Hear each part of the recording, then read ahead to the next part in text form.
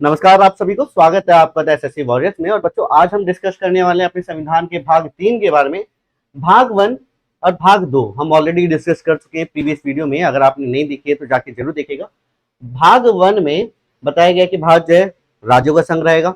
भाग 2 हमारे को बताता है नागरिकता के बारे में, और उसमें हमने एक और चीज डिस्कस की थी, 1955 का नागरिकता अधिनियम, जिसमें हमने CAA और NRC वगैरह हमने सारा का सारा डिस्कस किया था। अगर आपने नहीं देखा है तो जाके जरूर देखेगा। आज हम बात करेंगे भारत के ये जो हमारा संविधान है उसके भाग 3 के बारे में बात करेंगे। और भाग 3 हमारा क्या बोलता है, हमारा मौलिक अधिकार से संबंधित है। और हमारे मौलिक अधिकार के जो आर्टिकल हैं 12 से लेकर 35 यहाँ पे आर्टिकल दिए गए हैं। और मेनली जो हम डिस्कस करते हैं इसमें 14 से लेकर 32 तक यहाँ पे डिस्कस करते हैं। अगर हम बात करें कि भाई मौलिक अधिकार क्यों जरूरी है, तो समझो बच्चों कि मौलिक अधिकार इसलिए जरूरी है कि अगर हमारे को स्वतंत्रता मिली है तो हमारे मौलिक अधिकारों की वजह से मिली है। कि मान लो कि एक पक्षी पिंजरे में बंद है, तो सिंपल सी बात है कि भाई उसको आजादी नहीं मिली है और उसको बाहर छोड़ने के बाद पूरी तरह से आजादी है, तो वैसे ही हमारे पास भी आजादी है। तो आजादी का मतलब ये नहीं है कि भाई हम कुछ भी कर सकते हैं, लेकिन यहाँ पर भी हमारे पास हमारे ऊपर कुछ रिस्ट्रिक्शंस लगती हैं, कुछ रुकावटें होती हैं जिसकी वजह से हम पूरा नहीं कर सकते हैं। वो भी सही है कहीं ना कहीं, वो हम आगे डिस्कस करेंगे। तो सबसे पहले अगर हम बात करें कि हमारे जो मूल अधिकार हैं या फिर मौलिक अधिकार हैं जो कि 12 से 35 तक हैं, ये हमारे कहाँ से लिए गए हैं। बच्चों ये याद रखना है कि भाई हमारे को ये जो मौलिक अधिकार लिए गए हैं कहाँ से लिए गए हैं, अमेरिका से लिए गए हैं। और इसमें से 2 आर्टिकल जो कि यहाँ से हट गए हैं थोड़े से, हम बात करें 368 और 13 के बारे में। 368 हमारा आर्टिकल क्या बोलता है बच्चों, याद रखो कि 368 आर्टिकल के तहत हमारे संविधान में संशोधन किया जा सकता है। 368 आर्टिकल हमारे को ये बोलता है कि अगर हमारे को संविधान में संशोधन करना है तो हमारे को इस आर्टिकल का उपयोग करना पड़ेगा। अगर हम बात करें आर्टिकल 13 के बारे में, आर्टिकल 13 क्या बोलता है भाई, आर्टिकल 13 के तहत भी संशोधन किया जा सकता है। कैसे किया जा सकता है, आर्टिकल 13 बोलता है कि अगर किसी के मौलिक अधिकारों का हनन होता है, किसी के मौलिक अधिकारों का हनन होता है किसी दूसरे मौलिक अधिकार की वजह से, तो उसमें से उस मौलिक अधिकार को वहां से हटा दिया जाएगा। इसमें हम बात करेंगे आर्टिकल 31 के बारे में, जो कि हमारा कौन सा था बच्चों, संपत्ति का अधिकार था। इसमें से कुछ और चीजें आपको याद रखना है। 44वां संशोधन हुआ जो कि 1978 में हुआ। इसमें हुआ क्या, तो यहाँ पे समझना है 2 केसेस बहुत ज्यादा इंपॉर्टेंट है, केशवानंद भारती और गोलकनाथ केस। तो केशवानंद भारती केस में यहाँ पर हमारा जो संपत्ति का मौलिक अधिकार था, इसको हटाकर इसको कानूनी तौर पर अधिकार बना दिया गया। कैसे बना दिया गया, क्यों बना दिया गया, ये भी याद रखिएगा कि राज्य के नीति निर्देशक तत्व जो कि हमारे भाग 4 में दिए गए हैं, तो राज्य क्या कर सकता है कि राज्य लोक कल्याण के लिए कदम उठा सकता है, लेकिन उसमें मूल ढांचा, मूल संरचना, उसमें किसी भी प्रकार की क्षति नहीं पहुंचनी चाहिए। लेकिन वहां पर गोलकनाथ केस और केशवानंद भारती केस में ऐसा हुआ, ठीक है, जिसकी वजह से हमारा आर्टिकल 31 को हटा दिया गया। और आर्टिकल 13 तो मैंने आपको बता दिया कि भाई अगर कभी भी मौलिक अधिकारों का हनन होता है दूसरे मौलिक अधिकारों की वजह से, तो हम उस अधिकार को हटा सकते हैं। अब अगर हम बात करेंगे तो सबसे पहले मौलिक अधिकार के बारे में, जो कि हमारा 12 है, ये हमारे को क्या बताता है कि राज्य की परिभाषा देता है और मूल अधिकार की परिभाषा भी देता है। राज्य की परिभाषा क्या है कि राज्य जो है ऐसे निर्णय ले सकता है जो कि लोक कल्याण के हो, ठीक है। तो यहाँ पे ये वाला बताया गया। और दूसरा अगर हम बात करें तो यहाँ पे मूल अधिकार की परिभाषा बताई गई है। तो यहाँ पे 2 चीज यहाँ पे याद रखिए किसमें, अनुच्छेद 12 में। अनुच्छेद 13 के बारे में अगर हम बात करें तो ये क्या बोलते हैं, बहुत अच्छे से समझना बच्चों। मौलिक अधिकारों के अनुरूप या उनके अंतर्गत कानून, हमारे मूल अधिकार यदि दूसरे के मूल अधिकार को प्रभावित करते हैं तो हमारे मूल अधिकार पर रोक लगाई जा सकती है। तो आर्टिकल 31 जो है भाग 4 का जो हमारा राज्य का नीति निर्देशक तत्व है, वहां पे कहीं ना कहीं रोक लगा रहा था, जिसकी वजह से क्या हुआ कि आर्टिकल 31 को मौलिक अधिकार से हटाकर कानूनी अधिकार बना दिया गया। तो दोनों चीज याद रखना। आर्टिकल 12 बोलता है कि तो राज्य की परिभाषा है, और दूसरा क्या बोला जाता है कि भाई यहाँ पर मूल अधिकारों की परिभाषा दी गई है। आर्टिकल 13 बोलता है कि अगर हमारे मूल अधिकारों का हनन किसी दूसरे के मौलिक अधिकार की वजह से होता है तो मौलिक अधिकारों पर रोक लगाई जा सकती है। तो आर्टिकल ये हमारा कौन सा बोलता है, 13 बोलता है। अब यहां से हमारे एक्चुअल में चालू होते हैं। तो आर्टिकल 14 हमारा क्या है, समता का अधिकार है, समानता का अधिकार है। हमारे भारत में सबको समान स्थिति दी गई है, लेकिन अगर हम बात करें कि कहीं ना कहीं डाउट रहता है बच्चों को, तो रिजर्वेशन का क्या, आरक्षण का क्या, इसके बारे में भी हम बात करेंगे। पहले समझ लेते हैं भाई विधि के समक्ष जो हमारा कानून रहेगा वो सबके लिए समान रहेगा। कि भाई कानून जो है सबके लिए इक्वल है, चाहे वो ऊपर जाति का हो निचली जाति का हो। इसमें भी हम कुछ बात करेंगे। देखो कानून सबके लिए समान है, ये मूल अधिकार कहां से लिया गया, ब्रिटेन से लिया गया है। और यहाँ पे कानून अगर सबके लिए समान है तो हमारे राष्ट्रपति के समाधान और राज्यपाल के समाधान का क्या, बात समझिएगा कि भाई कानून सबके लिए समान है, क्या राष्ट्रपति पर लागू होता है, हम बोलेंगे राष्ट्रपति पर लागू नहीं होता है, क्योंकि देखो एक तो इनका 5 साल का टाइम पीरियड रहता है, और राष्ट्रपति को शपथ कौन दिलाता है? सीजेआई दिलाते हैं, चीफ जस्टिस ऑफ इंडिया, जो कि कौन है? चंद्रचूड़ है। अगर हम बात करें राज्यपाल, इसके पास भी समाधान की शक्ति है 72 और 162 के तहत। राष्ट्रपति पर अगर राष्ट्रपति किसी का कत्ल कर दे, राष्ट्रपति किसी को मार देगा, राष्ट्रपति को भी सजा होगी? ऐसा बिल्कुल भी नहीं होगा। जब तक राष्ट्रपति अपने पद पर रहेगा तब तक राष्ट्रपति को सजा नहीं दी जा सकती। लेकिन हाँ, जैसे इसका कार्यकाल समाप्त हो जाता है उसके बाद ऐसी गतिविधि अगर की जाती है तो बिल्कुल उसको सजा दी जाएगी। यही सेम हमारे राज्यपाल पे भी लागू होता है। तो हमारा आर्टिकल 4 जो है सबके लिए कानून समक्ष होगा, लेकिन हमारे राष्ट्रपति और राज्यपाल के लिए थोड़ा सा अलग कानून है। उसके बाद हम बात करते हैं अनुच्छेद 15, धर्म, नस्ल, लिंग, जाति और जन्म के आधार पर भेदभाव निषेध। मतलब इस प्रकार का भेदभाव नहीं किया जाएगा। कहीं ना कहीं बच्चे बोलते हैं कि आरक्षण बिल्कुल गलत है। देखो, उस समय के बारे में अगर हम बात करें, जब हमारा ये जो आरक्षण लागू हुआ या फिर आरक्षण चला, उस समय के लिए बिल्कुल सही था। क्यों सही था? क्योंकि निचली जाति के जो लोग थे या फिर हरिजन समाज के जो लोग थे, उनको समाज में कभी भी आगे आने का मौका नहीं मिल पाया। तो उस समय जो मौलिक अधिकार थे उनको आरक्षण प्रदान किया गया और आज भी उनको आरक्षण है। तो यहाँ पे हम बात करें कि सार्वजनिक स्थान पर इस आधार पर भेदभाव नहीं किया जा सकता है। अगर मान लो तो कोई बोले कि भाई तू हरिजन है या फिर SC ST OBC में आ रहा है, तो उसके साथ कोई भी भेदभाव नहीं होगा, सबके लिए समानता यहाँ पर दी गई है। तो ये चीज भी आपको याद रखनी है। अनुच्छेद 16 के बारे में हम बात करें, लोक नियोजन के बारे में। लोक नियोजन, सरकारी नौकरियों में सभी को समान अवसर प्रदान किए जाएंगे, चाहे वो किसी भी कैटेगरी का हो, हिंदू, मुस्लिम, सिख, ईसाई या फिर किसी भी जाति का हो, वो मैटर नहीं करता है। तो आपको याद रखना है कि आर्टिकल 16 के अनुसार लोक नियोजन में सभी को समान अवसर दिए जाएंगे। ठीक है, आगे हम बात करते हैं आर्टिकल 17 के अनुसार अस्पृश्यता का अंत, छुआछूत या फिर अनटचेबिलिटी के बारे में बात करें तो अनटचेबिलिटी ब्राह्मण समाज में या फिर हम बात करें बहुत ज्यादा चलती थी। या फिर अगर हम ब्राह्मणवाद के बारे में बात करें तो उस समय 4 वर्ण थे, ब्राह्मण, क्षत्रिय, वैश्य, शूद्र। और उस दौर के दौरान अगर हम बात करें तो जितने भी निचली कास्ट के थे या फिर जितने भी अनटचेबल लोग थे या फिर जो हम बोल सकते हैं चंडाल बोल सकते हैं, ठीक है, जिनको हमेशा अनटचेबल बोला गया कि हम इनको टच नहीं कर सकते हैं कि हमारा धर्म भ्रष्ट हो जाएगा। तो इसको हमारी भारतीय सरकार द्वारा इसका अंत कर दिया गया। इसके अंतर्गत किसी भी व्यक्ति के साथ छुआछूत नहीं की जाएगी और ये पूरी तरह से क्या होगा, हमारे भारत में निषेध कर दिया जाएगा। और बिल्कुल जो कि आज भी है, छुआछूत का पूरी तरह से क्या है, अंत है। आर्टिकल 18 अगर हम बात करें तो उपाधियों का अंत। एक चीज याद रखनी है कि भाई कोई भी व्यक्ति जो कि सरकारी नौकरी करने के बाद अपने आगे या फिर पीछे उस उपाधि का उपयोग नहीं कर सकता है। अपने पद पर कार्यरत ना रहने के बाद कोई भी व्यक्ति उस अपनी उपाधि का उपयोग नहीं करेगा जिसके लिए वो हायर्ड था या फिर जिस प्रकार का वो कार्य कर रहा था। कर्नल के बारे में बात करें, ठीक है, या फिर कोई दूसरी भी पोस्ट हो जाए, उसका उपयोग वो नहीं करेगा। तो यहाँ पे हमारा आर्टिकल 14 से लेके 18 जो था हमारा कौन सा था, समानता का अधिकार था। और समानता के अधिकार में सबसे पहले हमने 14 के बारे में बात करी तो हमारा आर्टिकल बोलता है कि कानून सबके समक्ष समान रहेगा। ठीक है, राष्ट्रपति और राज्यपाल के बारे में भी हमने डिस्कस कर लिया।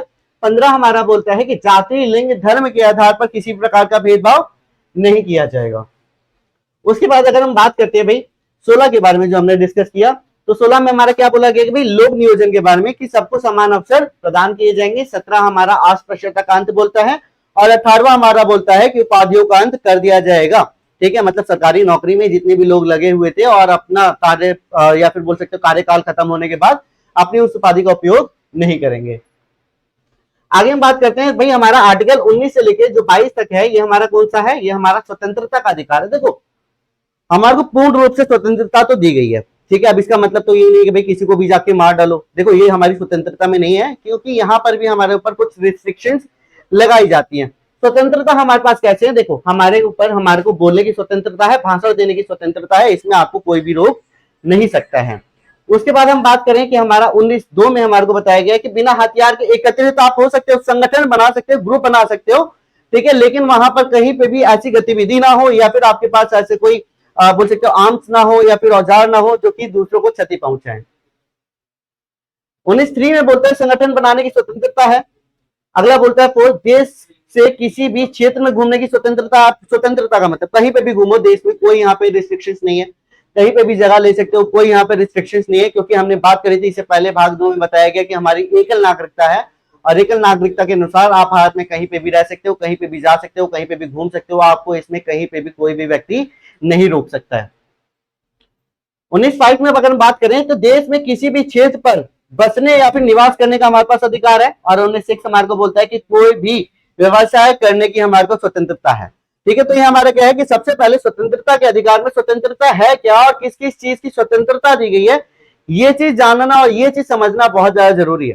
ठीक है, तो यहाँ पे भी हमने बात करी कि कुछ रिस्ट्रिक्शंस है। सबसे पहले बोले की स्वतंत्रता है, भाषण देने की स्वतंत्रता है, लेकिन देश के पक्ष में आप बोलोगे, विपक्ष में आप नहीं बोल सकते हो। सेकंड में अगर हम बात करें तो भाई बिना हथियार के आप इकट्ठे हो सकते हो। उसके बाद हम बात करते हैं संगठन बना सकते हो, कहीं पे भी जा सकते हो, कहीं पे भी निवास कर सकते हो, कुछ भी व्यापार कर सकते हो, आपको कोई भी व्यक्ति नहीं रोक सकता है।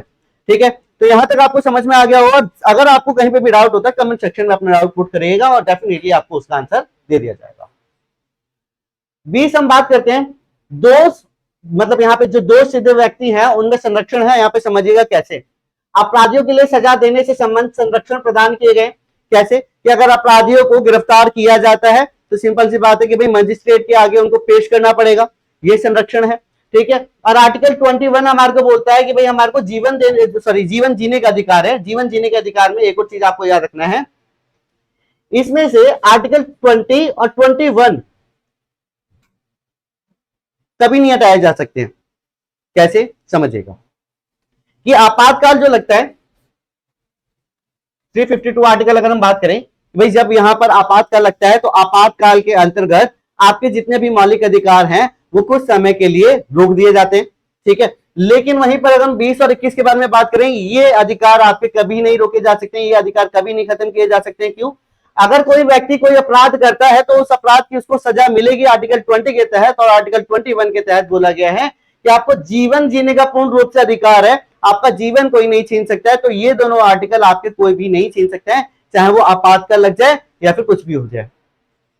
वहीं पे अगर हम बात करें कि भाई यहाँ पे 21(1) में क्या बताया गया, 21(1) में बताया गया है कि भाई हमारे को शिक्षा का अधिकार है और सरकार 6 से 14 वर्ष की उम्र के जितने भी बच्चे हैं उनको मुफ्त शिक्षा प्रदान करेगी और उनको शिक्षा पाना अनिवार्य भी है। तो ये किसके तहत है? आर्टिकल 21(a) के तहत है। तो यहां तक भी आपको समझ में आ गया होगा। उसके बाद हम बात करते हैं आर्टिकल 22 के तहत दोषियों की गिरफ्तारी में संरक्षण। अब यहाँ पे है क्या, ये भी क्या और ये भी है क्या? यहाँ पे समझिएगा कि 20 में बोला गया है कि जितने भी व्यक्ति जो भी दोष कर रहे हैं या फिर जो भी ऐसी इलीगल गतिविधि कर रहे हैं तो उनको गिरफ्तार किया जाएगा। लेकिन यहाँ पे आर्टिकल 22 बोलता है कि अगर कभी भी आपको गिरफ्तार किया जाता है तो उससे पहले आपको इन्फॉर्म करना पड़ेगा, मजिस्ट्रेट के आगे पेश करना पड़ेगा उसके सामने, और उसके बाद आप अपने मनपसंद का वकील भी चुन सकते हो। ठीक है, तो यहाँ पे आर्टिकल 22 के अनुसार कि अगर आपकी गिरफ्तारी की गई है तो उसमें भी आपको संरक्षण दिया जाएगा। ठीक है, चलिए आगे हम बात करते हैं शोषण के विरुद्ध अधिकार। अगर हम बात करें तो 23 से लेकर 24 तक के जो हमारे अधिकार हैं शोषण के विरुद्ध अधिकार हैं। कैसे? देखो पहले के समाज में क्या हुआ करता था कि पहले के समाज में बच्चे बच्चे भी काम करते थे या फिर उनसे जबरन भी काम कराया जाता था और बंधुआ मजदूरी भी कराई जाती थी। लेकिन यहीं पे आर्टिकल जो हमारा है 23 और 24 ये शोषण के विरुद्ध अधिकार है, जिसमें बोला गया है 23 के अनुसार कि बंधुआ मजदूरी आप किसी से नहीं करा सकते हो, जबरन आप किसी से काम नहीं करा सकते हो। ये आर्टिकल हमारा 23 बोलता है, मतलब किसी भी व्यक्ति से जबरदस्ती काम नहीं कराया जा सकता आर्टिकल 23 के अनुसार। और आर्टिकल 24 के अनुसार बाल श्रम पर रोक है। किस पर? बाल श्रम पर रोक है कि भाई जितने भी 14 वर्ष से कम के जितने भी बच्चे हैं वो कारखानों में काम नहीं कर सकते। वैसे तो वैलिड एज 18 है, ठीक है, 18 से बिलो जितने भी होंगे उनको कार्य करने की अनुमति नहीं है। तो इस पे जो रोक लगाता है वो कौन सा लगाता है? आर्टिकल 24 लगाता है, जो कि हमारा कौन सा है? शोषण के विरुद्ध अधिकार है। ये वाला भी आपको क्लियर हो गया होगा। अगर हम आगे बात करें धार्मिक स्वतंत्रता के बारे में, जो कि हमारा कौन सा है? 25 से लेकर 28। देखो धर्म की बात करें तो हमारे देश में बहुत ज्यादा विविधता है, अलग अलग धर्म है, अलग अलग जाति के लोग हैं, जिसमें काफी ज्यादा विवाद बना रहता है। ठीक है, इसके लिए भी हमारे देश में या फिर हमारे मौलिक अधिकारों में इसके लिए भी संरक्षण दिया गया है। और वो क्या है? आर्टिकल 25 के अनुसार हम किसी भी धर्म को मान सकते हैं और कोई भी हमारे को दूसरा धर्म अपनाने से नहीं रोक सकता है। अगर मेरे को कोई अन्य धर्म पसंद है, अगर मैं किसी अन्य धर्म को पसंद कर रहा हूं तो मैं अपनी इच्छा अनुसार उस धर्म को मान सकता हूं। कोई मेरे से जबरदस्ती मना नहीं कर सकता या फिर कोई मेरे को जबरदस्ती नहीं कर सकता है कि मैं दूसरा धर्म अपनाऊं। आर्टिकल 26 के अनुसार धार्मिक कार्य और अनुष्ठान की स्वतंत्रता है। इसके अंतर्गत व्यक्ति अपने धार्मिक कार्य को पूरी स्वतंत्रता के साथ कर सकता है।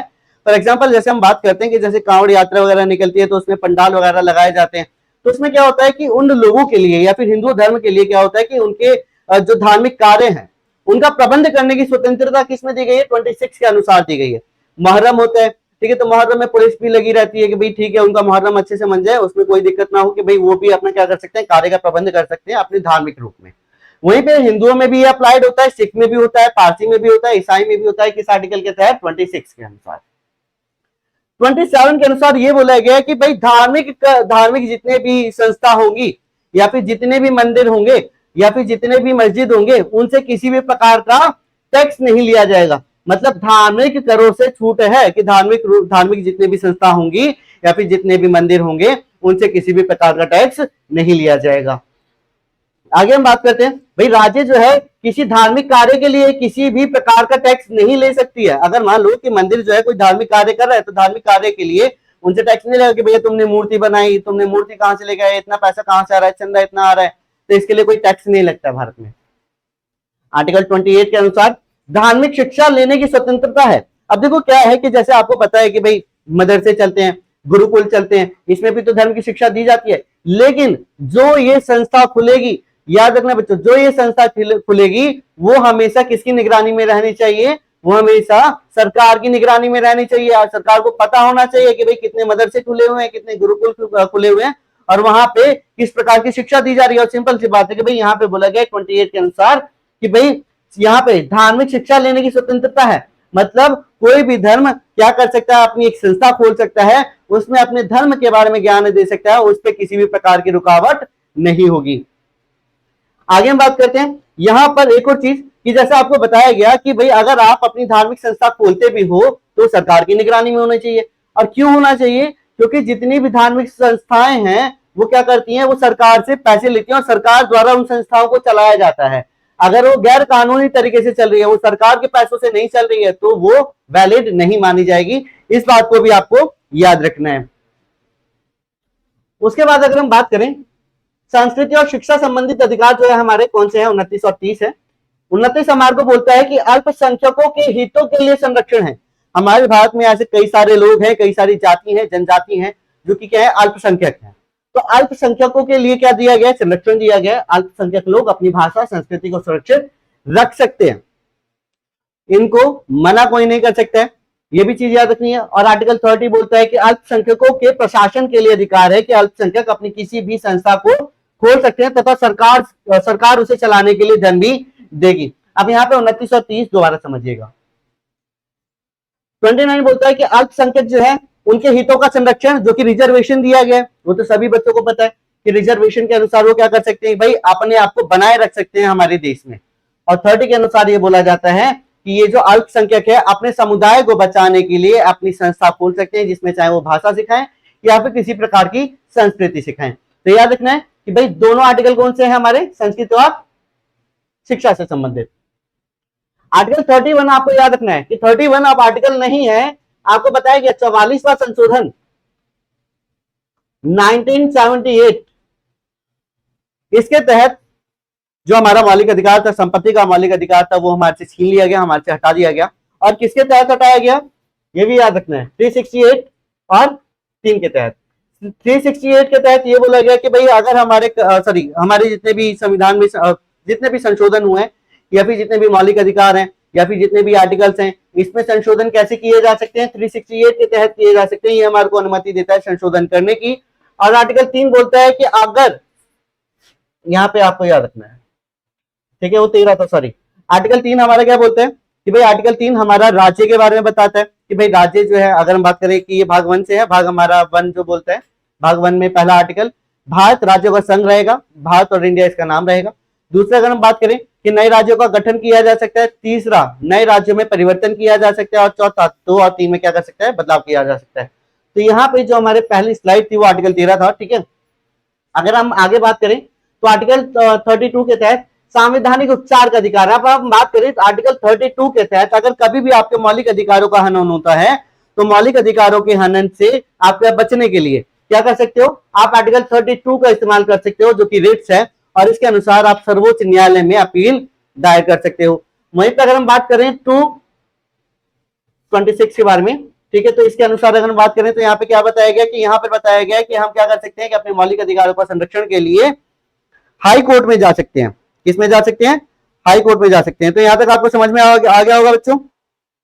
अगर कोई डाउट होगा तो आप क्या कर सकते हो, कमेंट में पुट कर सकते हो। ठीक है, उसके बाद हम बात करते हैं आर्टिकल 33 क्या बोलता है। देश की सुरक्षा के लिए संसद, मीडिया तथा गुप्तचर के मूल अधिकारों को सीमित कर सकते हैं। इसके लिए देश की सुरक्षा के लिए संसद क्या कर सकती है, मीडिया तथा गुप्तचर इनसे क्या कर सकती है, इनके अधिकार छीन सकती है। मतलब अगर हम बात करें कि अगर देश में कभी ऐसी स्थिति उत्पन्न होती है जहां पर हमारे को रिवील नहीं करना है कि हमारे देश में क्या चल रहा है, तो वहां पर संसद द्वारा इन पर रोक लगाई जा सकती है। आर्टिकल 34 अगर हम बात करें तो मार्शल लॉ है। मार्शल लॉ देखो भारत में कब कब लागू हुआ है।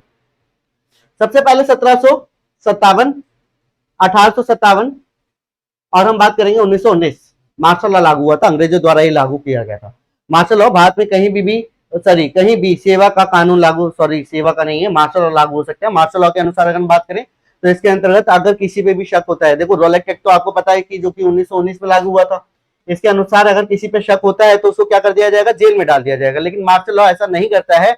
अगर किसी पे भी ऐसे बोल सकते हो कि शक होता है, ठीक है, तो उनको क्या किया जा सकता है, उनको मार दिया जाएगा। आप बोल सकते हो ये मार्शल लॉ हमारे को बोलता है, जो कि आर्टिकल 34 के अनुसार है। और आर्टिकल 35 बोलता है कि मौलिक अधिकारों के बारे में हमारे को लिख दिया गया है किसमें, आर्टिकल 35 के बारे में। तो यहाँ पे हमारे जो टोटल आर्टिकल है आपको याद रखना है कितने, 12 से 35 तो हमने डिस्कस किए, हमारे कौन से हैं, मूल अधिकारों के बारे में है। और इसमें जो हम मेनली स्टार्ट करते हैं 14 से लेके कहां तक है, 15 तक है। ठीक है, तो यहाँ पे दो और याद रखने हैं जो कि हमने थोड़े से अलग बात करी, एक तो हम 368 और एक 13 के बारे में बात करें, दोनों आपको बता दिए। ठीक है, अगर आपको कोई भी डाउट होता है तो बिल्कुल अपने डाउट से पूछ लीजिएगा, और अगर आपको कोई भी समस्या होती है तो कमेंट सेक्शन में अपना कमेंट कर दीजिएगा। तो आज के लिए यहीं पे समाप्त करते हैं, मिलेंगे आपसे नेक्स्ट क्लास में। आज के लिए tata bye bye, see you, meet you again in next class guys.